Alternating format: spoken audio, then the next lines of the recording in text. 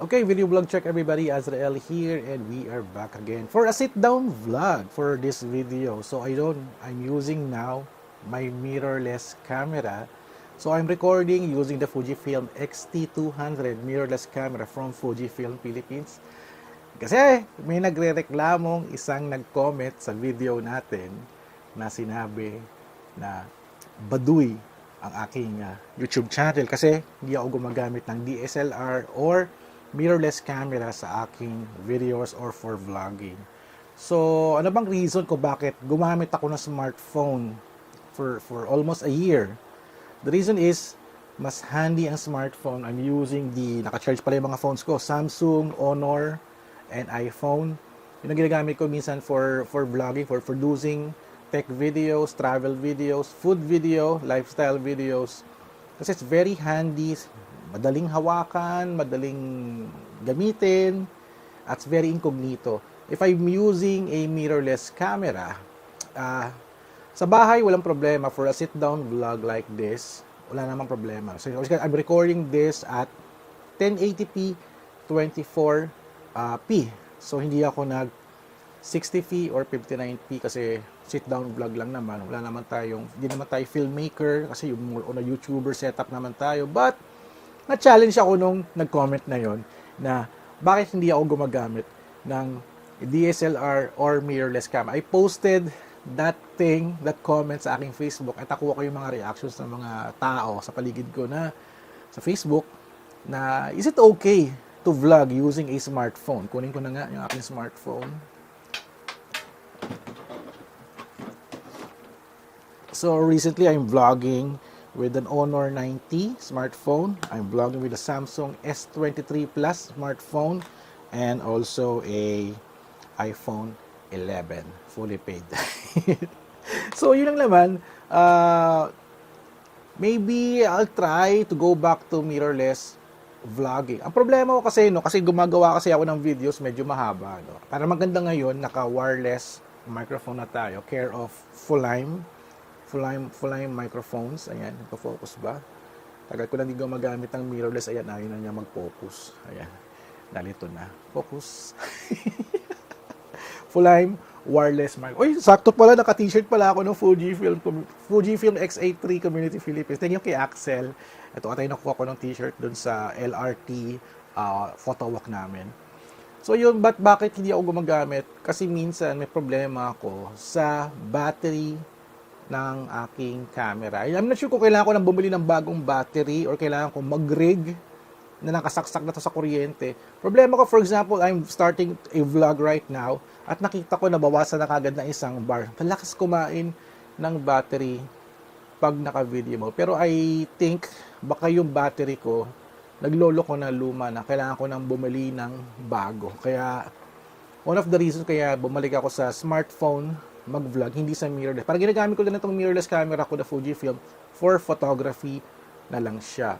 I tried creating reels using this, pero nagkaroon ako naman konting problema because of the stabilization. Yung ginamit kong lens na 23mm or 50mm, I think, tama ba? Ano bang ginamit kong lens? I think 23mm. Nagka-problema ako, wala siya. Ay, hindi, nag-35mm pala ako na manual lens. Problema, wala siyang stabilization. So, one of the reasons din kung bakit hindi ako nakapag mirrorless when it comes to vlog. Pero nakagawa ko ng reels, medyo shaky, but I'll try to maximize this. Problema din kasi yung laki ng camera. Although yung Fujifilm X-T200 medyo maliit, I'll show you yung kanyang itsura, aking setup ngayon para at least maintindihan nyo, Kita nyo ba? Ito yung setup niyan. Medyo makalat lang yung aking bahay. Ayan. That's the camera. Ayan. That's the camera, Fujifilm. I'm recording it right now. So, wag nang magrereklamo muna na baduy yung aking YouTube channel dahil hindi ako naka-mirrorless camera. But alright, like for example, I'm vlogging at nakikita ko nauubusan na ako ng battery. Minsan may times while I'm the talking, nag-overheat na yung camera. One of the pinaka-bad trip ko talaga yung overheating, mabilis maubos yung battery. Kasi yung battery nito, I'm not sure kung bakit ganun kalakas kumain ng battery. No? Dati hindi. Pero feeling ko yung battery ko baka sablay na. Kaya hindi ko masyadong ginagamit si Fujifilm for vlogging. Pero I guess I need to go back in using mirrorless camera para naman at least maganda yung quality. Iba kasing quality pag smartphones, iba ang quality pag naka-mirrorless camera. Kitang-kita sa video eh. Maybe yung person na nag-comment na yon, sanay siya sa mga videos na nakikita niya sa YouTube na naka DSLR or mirrorless camera. Laki talaga ng difference. But pag naka-smartphone ka, may difference din. For me kasi mas gusto ko yung smartphone kasi I can vlog longer, I can produce a lot of video using it, at madadala ko siya kahit saan. Kasi pag dinala ko to sa mall, madala akong mirrorless, sisistahin ako ng mga security guard, even sa mga ibang establishment. So, medyo takaw pa siya. Pero ang ganda ng setup ko ngayon, no? I'm using the Ulanzi MT44, yung maliit na tripod na extended, nakapatong yung yung aking Fujifilm X-T2. Ngayon ko lang ginawa at meron pa akong wireless microphone na talagang perfect for vlogging. Kahit nasa malayo ako, hindi ko na kailangan lumapit at meron pa tong noise cancellation. So, nirinig yung electric fan and other noises. So, maybe I'll try ito. Kasi pag nag-unbox ako ng videos, no, if I gumamit ako ng mirrorless ko, pag nag-unbox ako, abutin ako ng mga 25 minutes for the entire shoot Problem ko baka sumablay yung battery nito at it will cause a lot of decay. That's why some of my unboxing videos sa intro, itong face sit down vlog, naka-mirrorless ako dati. Pero when it comes to the gadgets that I'm unboxing, naka-phone na lang ako. Yun yung sa mga sikreto ko. Kumbaga, binaya ko na lang yung style. Mirrorless sa talking head, pagdating sa unboxing smartphone. Which is okay kasi wala akong problema sa focusing. Minsan kasi may sumasablay yung focusing pag masyado malapit. Kasi itong Fujifilm X-T200 ko, okay naman yung autofocusing niya. Mabilis naman siya, pero hindi ganun ka super bilis at super intelligent. Medyo nasa mid-range level tayo. Kaya gusto kong magkaroon ng X-T4 or X-T5 o kaya XS20, kung pwede nga lang H2S Pero kasi talaga maganda yung focusing niya, technology, napakabilis. Ito kay Fujifilm X-T200 medyo konting antay lang. Ayan, konting antay lang. Kamukha nito. Hindi ko alam kung bakit tagal niya mag-focus, no. Ayan, nag-focus na siya, no. Medyo mabagal na siya mag-focus, pero dati mabilis siya mag-focus. Ayan. Hindi ko alam, maybe of the light siguro. Hindi ko alam, no. So, that's it.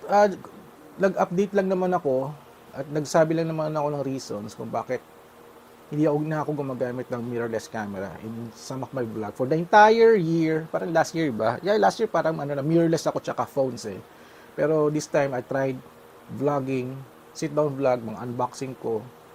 Naka-phones ako ngayon. Pero I'll try to go back na mag-video ng mirrorless camera. Tama nga naman, parang siguro when it becomes to quality, pag hindi sanay yung mata mo, talagang medyo magtitik ka Alam mo yung quality pag smartphone, alam mo yung quality pag mirrorless. Ewan ko na kung meron bang kinagandahan pag naka-mirrorless ako. Para wala naman din siyang gano'n naman din Medyo iba lang siguro kasi naka 24 FPS ako dito.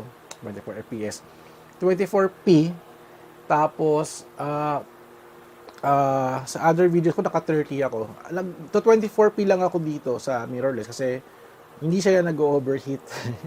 Hindi siya nag-overheat. Pero pag nag-60 ako, usually 59 Wala siyang 30.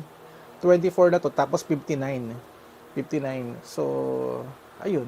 Ganun ang style niya. So, kung makakapag-vlog tayo ng dire-diretso, well, we'll try to go back to mirrorless vlogging. So, ayun.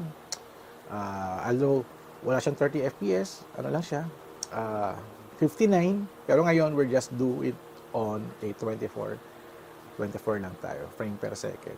Kasi napakadali. Kaya naubusan na ako ng isang battery, isang bar. Well, kayang-kaya pa naman niya mag-vlog. No? So, ayun, at nagka-practice lang ulit ako in vlogging using my mirrorless camera. So, maybe this is the new vlog na mapanood nyo ngayong umaga at nakita niyo yung link ng aking screen, aking calendar, yung travel photo na tinitingnan ko. Kamukha na, pag lumingon ako, mawala ng focus. Kasi auto eye tracking ako ngayon. So ngayon ko lang ulit ginamit to, no? So pagpasensyaan nyo na doon sa mga hindi sanay sa aking channel using smartphones. Pero syempre, importante lang talaga kasi information na dinideliver ko eh. Natutuwa naman ako na the information na sinishare ko is nakakatulong sa lahat. So maybe soon, unboxing video tayo ulit.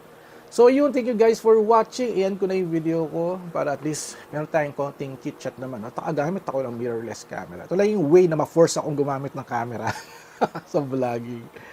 Alright, so thank you guys for watching. So don't forget to subscribe, like, and comment. And I'll see you guys at the next video vlog adventure. Oh, nakapambahay lang ako. So ito lang. Alright.